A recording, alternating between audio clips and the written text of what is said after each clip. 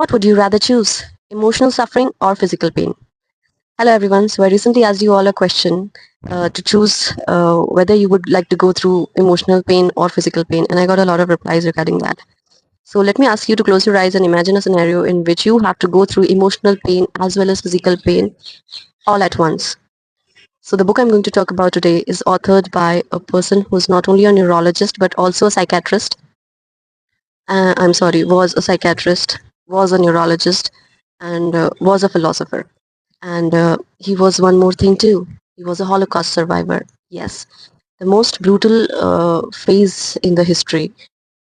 And he happened to have observed people going through the most brutal act anybody could impose on humans. And he has stated his observations and written such incidents in the book, written about what he thinks about how he was able to survive through it all, and has even given logotherapy with respect to it. So the book I'm talking about is authored by Viktor E. Frankl, and the name of the book is very beautiful, and the cover page also is mesmerizing. It's Man's Search for Meaning.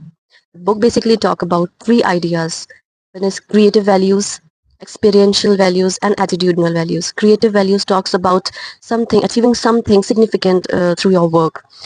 Experiential values talks about like feeling something, either it is love or experience something like nature. Another is attitudinal values. It's like the way you respond to suffering and challenges which you go through in life.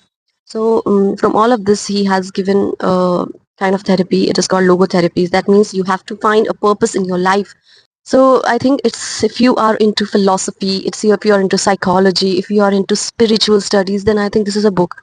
And not only this, I think everybody should read this 160 pages long book, because it will give you, you know, certain glimpses in that time, how people were treated in that Holocaust.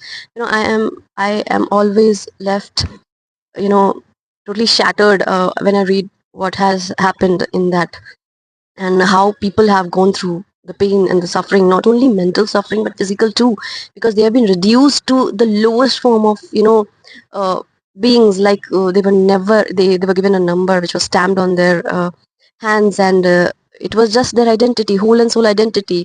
They had no name, they had no profession, and they were uh, meant to do certain work, and everything was really devastating. And how this person was able to come out through it, he explained it well. And